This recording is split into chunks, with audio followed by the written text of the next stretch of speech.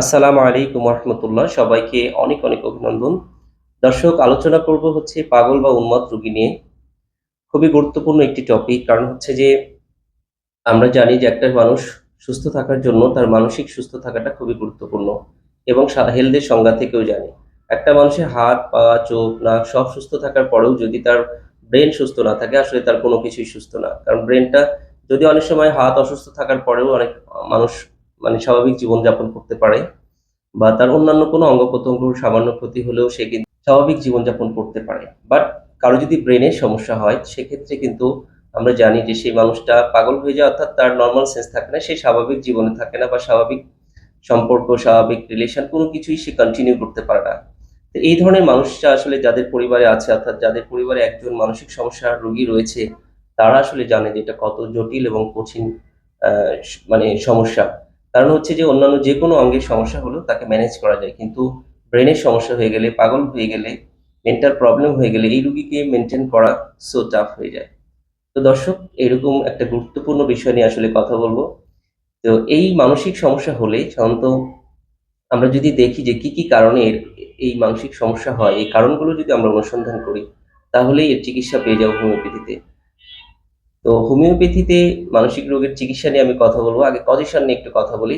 তাহলে আপনারা খুব সহজেই আমরা এটার সলিউশন দিতে পারবো ইনশাআল্লাহ। কারণ হোমিওপ্যাথি একমাত্র চিকিৎসা পদ্ধতি যেখানে মানসিক লক্ষণ নিয়ে সবচেয়ে বেশি কাজ করা হয় এবং মানসিক লক্ষণকেই সবচেয়ে বেশি গুরুত্ব দেওয়া হয় ওষুধ নির্বাচনের ক্ষেত্রে। যেটা অন্য কোনো চিকিৎসা পদ্ধতিতে এই সিস্টেম অতটা ফলো করা হয় না। তো আসুন আমরা জানি যে আসলে কেন মানসিক সমস্যাগুলো হয়।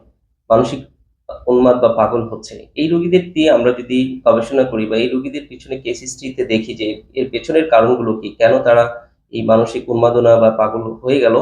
দেখবেন অধিকাংশ ক্ষেত্রেই তাদের মেন্টালি শক রয়েছে। তারা কোনো না কোনোভাবেই প্রচন্ড মানসিক আঘাতের কারণে আজকে তারা পাগল বা মানসিক সমস্যায় ভুগছে। এছাড়াও অন্য কিছু কারণ থাকতে পারে, যেমন অধিক পরিমাণ যারা অ্যালকোহল পান করে বা নেশা জাতীয় দ্রব্য পান করে, সেক্ষেত্রে অনেক সময় দেখবেন যে অনেকেই মাতাল হয়ে যায় অথবা মাতাল কিছু সময়ের জন্য অন্তত মাতাল হয়ে যায়। এটুকুম আছে। এছাড়াও আছে যারা অতিরিক্ত ঘুম নষ্ট করে, অতিরিক্ত টেনশন করে। এছাড়াও যারা অতিরিক্ত শুক্রক্ষয় করে তাদেরও কিন্তু মানসিক সমস্যা হতে পারে। তো এই যে মানসিক শকের যে ব্যাপারগুলো আছে, এখানে কয়েকটা স্টেপ আছে, কয়েকটা কারণ আছে, সেখানে বিষয় নিয়ে আলোচনা করছি। যেমন ভয় পাওয়া। ভয় পেয়েও কিন্তু মানুষ কি হতে পারে? পাগল হয়ে যেতে পারে বা তার মধ্যে অসফলতা আসতে পারে। হ্যাঁ? তার মধ্যে বিভিন্ন ধরনের আ বিভিন্ন ধরনের ব্যতিক্রমী লক্ষণ, যেটা স্বাভাবিক লক্ষণ না, স্বাভাবিক মানসিক অবস্থা না। এই লক্ষণগুলো অনেক সময় আসে, সেটাকে আমরা অনেক সময় জিনে ধরা বা ভূতে ধরার ব্যাপারটাকে বলি। তো এই কজেশন কিন্তু এই সিস্টেম লক্ষণ কিন্তু আসতে পারে। এরপরে আছে যে প্রেমে যারা প্রেমের কারণে ব্যর্থ হয়, অর্থাৎ প্রেমে ব্যর্থ, সহজভাবে বলি যে বিবাহ বহির্ভূত সম্পর্কের ছাড়া যে সম্পর্কগুলো তৈরি হয় এটাকে প্রেম বলা হয়। এই প্রেমে ব্যর্থ হয়েও কিন্তু শত, শত মানুষ পাগল হয়ে গেছে, ইতিহাস আছে। তাকে হয়তো ছেলে হোক, মেয়ে হোক, অনেকের ক্ষেত্রে এটা ঘটেছে। এছাড়া বাবা-মার কাছ থেকে আঘাত পেয়ে বা সন্তানদের কাছ থেকেও আঘাত, সম্পত্তি হারিয়ে যেয়ে সম্পত্তির ক্ষতি হওয়ার পরে বা সম্পত্তি তার কাছ থেকে চলে যাওয়ার পরেও কিন্তু মানসিক সমস্যা হতে পারে। এছাড়া যেটা হয় যে সামাজিক বিভিন্ন চাপের কারণেও কিন্তু মানসিক সমস্যা হতে পারে। তো এই যে বিষয়গুলো, এই প্রত্যেকটা বিষয়ের উপরে কিন্তু হোমিওপ্যাথিতে ওষুধ রয়েছে। সবচেয়ে বেশি যে কারণগুলো দেখা যায় সেটা হচ্ছে প্রেম ঘটিত বিচ্ছেদের কারণে। তো এটার সমাধান নিয়ে আমরা আলোচনা করি। এটার কি মেডিসিন হতে পারে? হোমিওপ্যাথিতে কোন কজেশন এর জন্য কি মেডিসিন হতে পারে, এটা এর মধ্যে চলে আসবে। তো সবচেয়ে বেশি যে ব্যাপারটা আসে সেটা হলো যে প্রেম ঘটিত বা বিবাহ বহির্ভূত সম্পর্কের কারণে অনেক সময় যখন এটা ব্রেক হয়ে যায়, ব্যর্থ হয়, তখন তার বিভিন্ন মানসিক সমস্যা দেখা দেয়। তো এবং অনেকেই পাগল হয়ে গেছে, এরকম আমরা আমাদের সামাজিক অবস্থায় বা আমরা বিভিন্ন রোগীদের সাথে কথা বলে এটা জানতে পারি। তো এটা এইরকম সমস্যা, অর্থাৎ কোনো প্রেমে ব্যর্থ হওয়ার পরেও যদি কারো মানসিক সমস্যা দেখা দেয়, তার পাগল বা উন্মাদনা বা বিভিন্ন ধরনের অসংলগ্ন ব্যবহার তার মধ্যে দেখা যায়, সে হয়তো খুব গ্রিফ হয়ে গেছে এবং সাইলেন্ট হয়ে গেছে, যে সে চুপচাপ থাকে, কারো সাথে কথা বলে না, ঘরের কোণে সবসময় বসে থাকে, একা, একা যখনই হয় তখনই সে কান্না করে। এই ধরনের লক্ষণ যদি তৈরি হয় মানসিক আঘাত পেয়ে, অর্থাৎ প্রেমে ব্যর্থ হোক বা অন্য কোনো কারণে হোক, যেকোনো মানসিক আঘাতের কারণে তার মধ্যে যদি এই সিম্পটম গুলো চলে আসে, তার মেডিসিন কিন্তু ইগনিশিয়াম। খুবই চমৎকার একটা মেডিসিন এবং এটা নিয়মিত সেবন করলে সে সুস্থ হয়ে যাবে ইনশাআল্লাহ। এরপরে যদি এই একইভাবে কোনোভাবে মানসিক আঘাত পেয়ে মানসিক কষ্ট পেয়ে, মানসিকভাবে ভয় পেয়ে যদি তার মধ্যে এই ইয়াটা আসে যে সে খুব ভায়োলেন্ট হয়ে গেছে, সে সবার সাথে অশালীন কথা বলছে, অশালীন অঙ্গভঙ্গি করছে, কাউকে বিশ্বাস করতে চায় না, ওষুধ দিতে চাইলে খেতে চায় না, মারধর করে, এই ধরনের লক্ষণ যদি চলে আসে তাহলে কিন্তু হাইসেমাস মেডিসিনটা খুবই চমৎকার কাজ করে।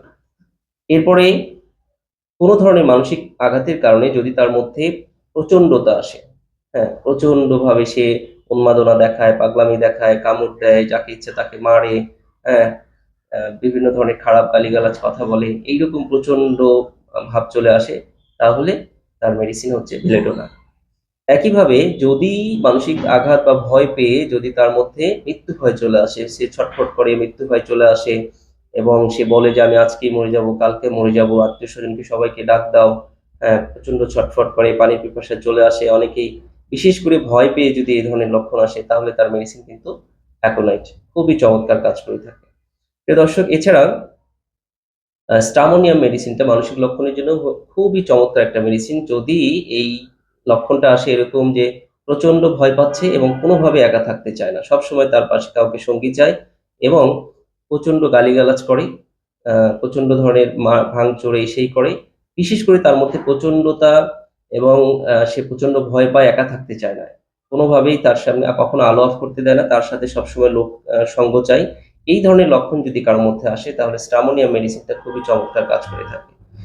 আর একটা মেডিসিন রয়েছে রাউলফিয়া, যে কোনো ধরনের মানসিক সমস্যার কারণে আপনি এই ওষুধটা কন্টিনিউ করতে পারেন ইনশাল্লাহ, তাহলে ভালো কাজ করবে।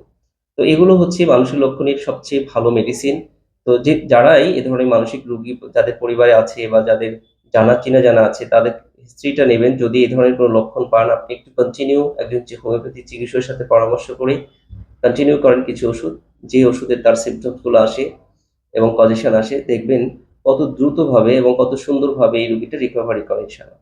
তো প্রিয় বন্ধুরা, যা আপনাদেরকে বলবো যে আপনারা এই ভিডিওটা শেয়ার করে দিবেন, কারণ খুবই গুরুত্বপূর্ণ একটি ব্যাপার। আর একটা হলো হোমিও চিকিৎসক বা হোমিওপ্যাথি ভক্ত যে সকল বন্ধুরা আছেন তাদেরকে বলবো যে হোমিও চিকিৎসকদের প্রতি বিশেষ করে আহ্বান থাকবে যে মানসিক রোগী নিয়ে আপনারা কাজ করুন, কারণ হোমিওপ্যাথি একমাত্র চিকিৎসা পদ্ধতি যেখানে মানসিক রোগী বা মানসিক লক্ষণ নিয়ে সবচেয়ে বেশি কাজ করা হয় এবং মানসিক লক্ষণ বেশিই কিন্তু ওষুধ নির্বাচন করা হয় এবং এই লক্ষণটা সবচেয়ে বেশি গুরুত্ব বহন করে আমরা জানি। এই জন্য আমাদের প্রত্যেক চিকিৎসকের উচিত যে মানসিক লক্ষণ নিয়ে কাজ করা এবং মানসিক লক্ষণে সঠিক ওষুধ নির্বাচন করতে পারলে এই ধরনের অভিশপ্ত রোগ থেকে মানুষ সহজে বাঁচতে পারে। তো সবাই ভালো থাকবেন, সুস্থ থাকবেন। আবার দেখা হবে ইনশাল্লাহ অন্য কোনো ভিডিওতে। ধন্যবাদ সবাইকে।